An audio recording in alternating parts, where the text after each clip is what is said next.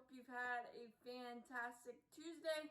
I wanted to come on here and talk about the latest MLB news as a whole and the sprinkling of free agent deals we've gotten over the past 3 or 4 days. I know it's been slower than a snail on a turtle's back for the most part, but now we're starting to get some kindlings on the hot stove fire, so I thought I'd go over it all. And the first big piece of news is that the MLB season might be delayed until 2021 at May 2021, as the owners want their players to be vaccinated from this coronavirus. And I, for one, don't like it because I want baseball back as fast as possible because it's my happy place.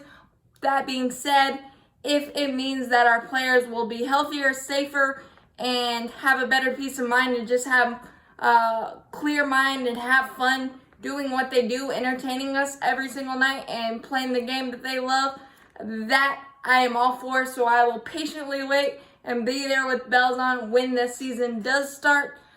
So good on that. And then the biggest free agent contract we've gotten so far this offseason was signed by catcher James McCann. Finally completed his physical with the New York Mets. 4 years, $40.6 million. Do I think James McCann is a solid baseball player? Absolutely. Do I think he's worth $10 million per year? Absolutely not. But kudos to James McCann to get this type of deal because he's parlayed his last 2 years all-star appearance in 2019 with the Chicago White Sox, and then 2020 having his highest career batting average of .289. So he put in the work for it, except last year was just 97 plate appearances as he was the primary backup for newly signed catcher on the south side, Yasmani Grandal. So I love this from James McCann's perspective. From the Mets' perspective, it's a little given that they have new ownership and seemingly bottomless pockets.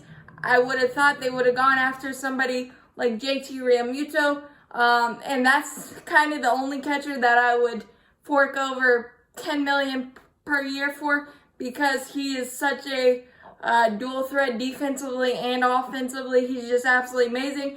So James McCann, this is an awesome deal for you. I kind of balk at it from the Mets standpoint because I think they could have easily gotten JT Realmuto, but as a Braves fan, I am thrilled that he will likely not be a New York Met due to this James McCann deal. So there's one. Hunter Renfroe has agreed to a 1-year, $9 million contract with the Boston Red Sox, and I think this is a perfect fit for him due to his launch angle and swing. It's perfect for the Green Monster. He's definitely a slugger, and I think it's a match made in heaven for them. A nice depth piece. Let's see. Greg Holland, 35-year-old reliever, signed back with the Kansas City Royals, who are having a quiet but productive offseason so far. 1 year, $2.5 million deal. Holland in 2020 went 3-0 with a 1.91 ERA, 6 for 6 in saves. Very nice piece. Veteran-wise there. They also added Carlos Santana, 2 years, $17 million. He had a down year last year, but again, small sample size. But he's been a notorious home run hitter in his career. So this is a nice power piece in the middle of their lineup. Nice veteran guy that can play first base, as well. So this is a nice piece to go along with Hunter Dozier, with Merrifield, Jorge Soler. They might be a quiet wild card contender in 2020 with the moves they are putting together so far. You've also got the Southsiders doing some things, trading for Lance Lynn. They've got a nice four-headed, definitely three-headed monster, but could possibly be four-headed monster in the rotation with Lucas Giolito already in the fold, and two no-hitters in his career, one last year. Dallas Keuchel, the nice veteran, went 6-2 in the regular season in 2020. Spotty in the postseason, but still a nice veteran piece there. Now you add Lance Lynn, who was the primary trade target for a lot of MLB teams as he kind of resurrected his career with the Texas Rangers. Just absolutely amazing. So that's a nice piece, excuse me. And then Michael Kopech, the flamethrower, 100 plus mile an hour, adds your 4 if he comes back strong from his injury sustained in the playoffs against the Oakland A's. That is a formidable roster up and down. I just hope that Tony La Russa does not ruin that in any way.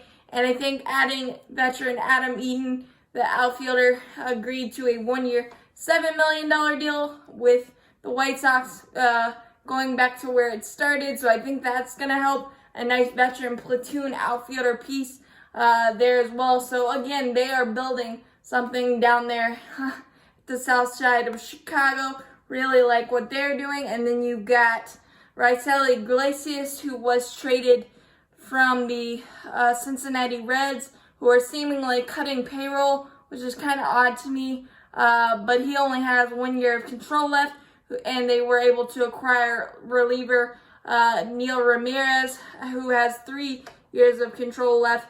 But that is a premier closer for the Angels, and a nice start for their new GM there. But they need starting pitching for days, so that's going to be a big focus for them.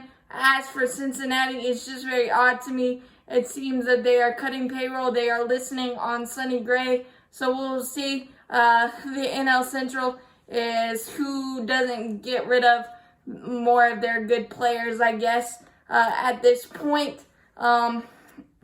And then the last significant signing that I can think of at the moment was David Dahl signed a 1-year, $3 million. The former Colorado Rocky outfielder was very solid speed. It's got a little bit of power, nice average, 15 stolen bases. He does a little bit of everything, does it very well. So that's a nice fit. That would have been a nice piece in Atlanta, but I like that the Braves aren't like knee-jerk reacting, especially since we don't know the status of the DH going forward. So those are all the nuggets, MLB nuggets that I can think of at the moment. But I think I covered it all. Keep it here for all these significant updates. Subscribe. It helps me out a lot. But as always, go Braves.